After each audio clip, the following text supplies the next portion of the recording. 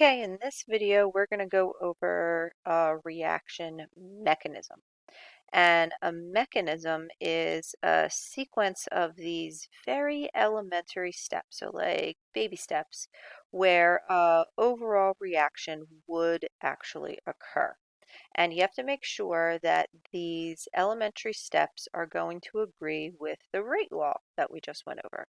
All right, so our overall reaction is going to be something like this. NO2 plus CO makes NO plus CO2. And contrary to popular belief, okay, NO and CO aren't going to immediately break apart and react with one another in order to make our NO and CO2 molecules. What actually happens is you see a series of two steps. All right, so in the first step, an NO molecule is going to react with another NO molecule, and one of the oxygens is going to come off, and it is going to bond to the other one, leaving NO plus NO3. Okay, and then in elementary step number 2, NO3 that is produced reacts with the CO in order to make NO2 and CO2. This is actually a very slow step with respect to this second step. So let's say, for example, that this occurs in 1 second's amount of time. This would be like 1 times 10 to the negative fourth seconds. So really, really fast. Okay, so if we add these two steps together, okay, all of our reactants are going to be on the left-hand side. NO, another NO2, or sorry, NO2, NO2, NO3, and CO. And then we put all of our products on the left-hand side, NO, NO3, NO2, CO2. You're going to see that some things are going to cancel out. Okay, on the left, we have an NO2. On the right, we have an NO2 that will cancel out. And then we will have NO3 that cancels out and NO3 cancels out. And then we are left with NO2, CO2, making NO and CO2. So voila, we get our overall reaction again. All right, so what are these weird little things that happen in between? Okay, we make NO3 right here, and then it immediately gets consumed right here.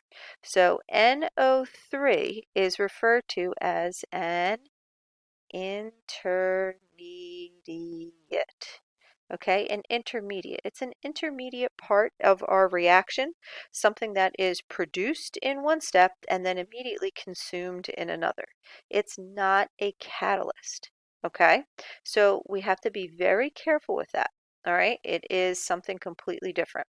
Now, if we take a look at the rate law, okay, the rate law is always consistent with the slowest step in the mechanism. Okay, this is referred to as your rate determining step. All right, RDFs. So if we take a look at this, what is our rate law going to be? R is equal to the rate law constant K for whatever temperature this happens at, concentration of NO to the first and NO2 to the first, which means R is consistent to K NO squared. So that means that this reaction is second order with respect to our concentration of NO2, and it is zero in respect to zeroth order with respect to CO. Because it doesn't matter how much CO is there, we always have to depend on the NO2 in order to happen. Okay, so let's take a look at some of these definitions. All right, so elementary steps must add up to give you the same overall reaction that you would have. All right, so those elementary steps are going to contain some intermediates, and there's a special species that is formed in one of the steps and is consumed in another, not a reactant or a product.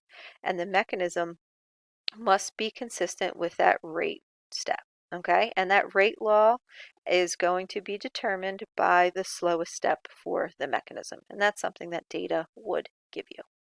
All right, so if we take another look back at this, we'll see our NO2 and NO2 make NO and NO3. Okay, NO3 is going to be our intermediate. It immediately gets consumed here, okay, and then it makes the NO2 and CO2. And since I used two NO2s and I consumed one, you see that they cancel out. You get your overall reaction.